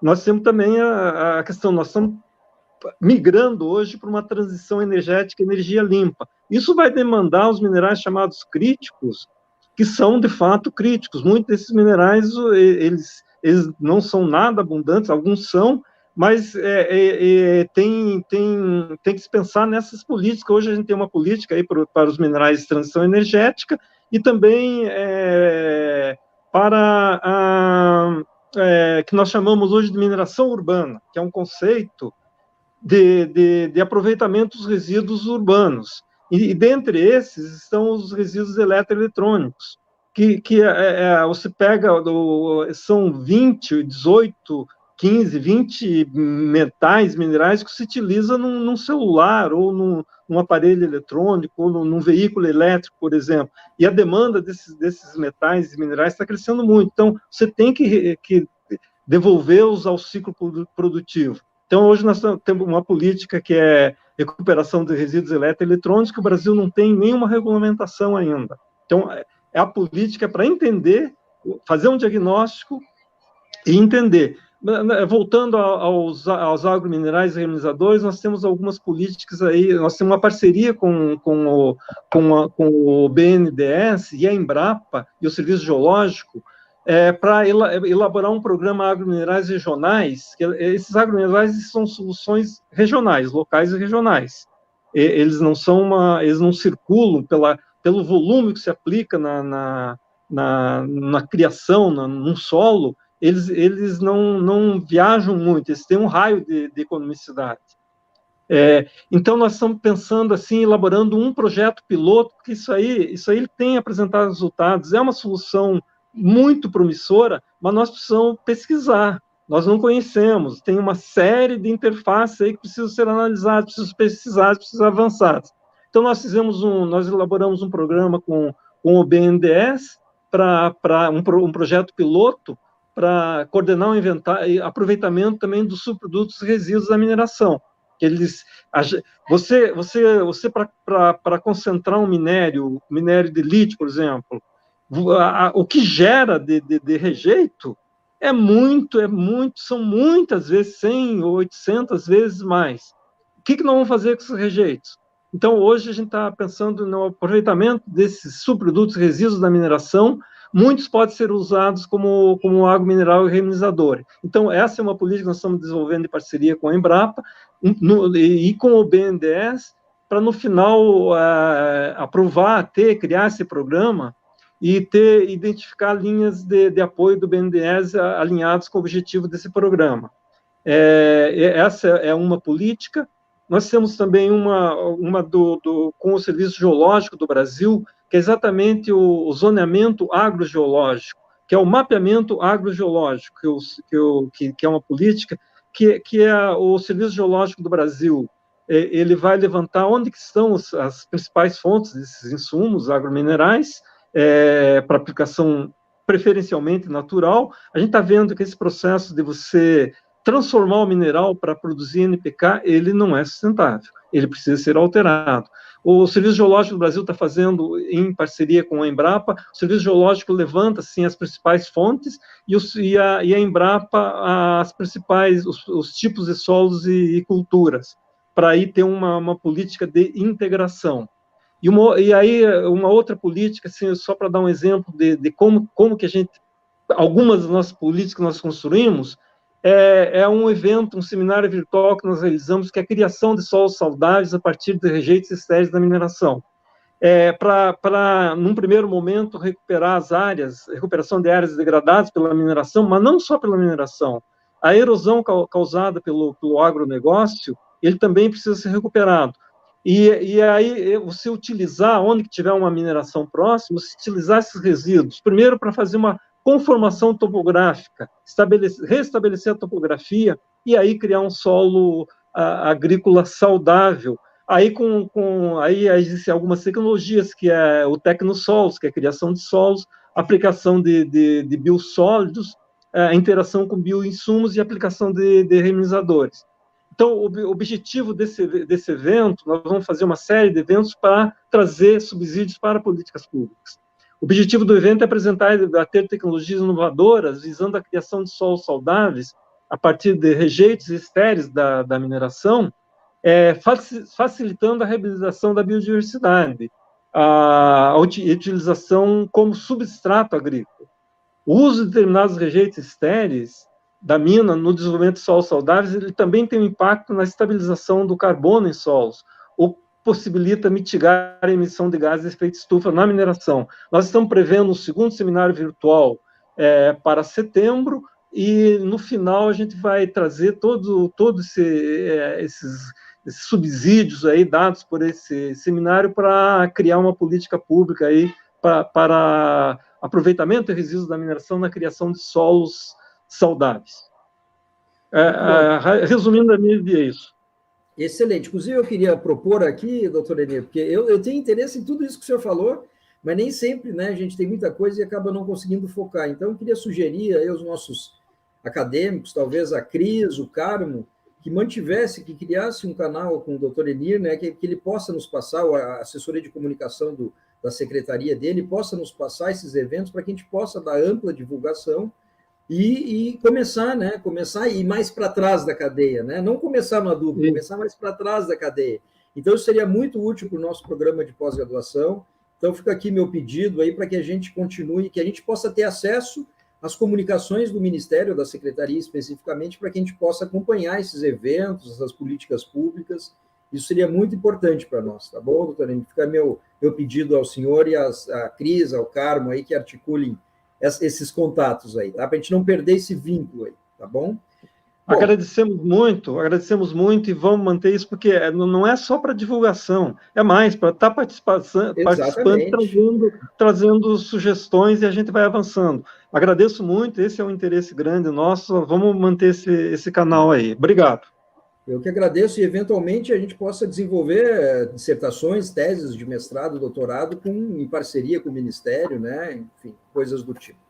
Bom, então, agradeço mais uma vez ao professor Biagi Janete, ao doutor Enir Mendes, do Ministério de Minas e Energia. Agradeço a Cris pelo convite, tá? Me despeço por aqui. Espero que vocês tenham tido aí bons momentos na nossa interação e continuem à tarde conosco. Muito obrigado a todos e todas. E eu me despeço por aqui, Cris, e te devolvo a palavra. Obrigada, Gameiro. Nossa, que mesa redonda, gente. O que foi isso? Com certeza, doutor Enir, colaremos no senhor daqui para frente. Pode ter certeza. Bem, a gente vai encerrando aqui a parte da manhã, agradecendo mais uma vez ao professor Biagi. Muito obrigada, professor. Muito obrigada, doutor Enir. Gameiro, excelente participação. Muito obrigada a todos. A gente agradece também ao pessoal que está aí nos assistindo.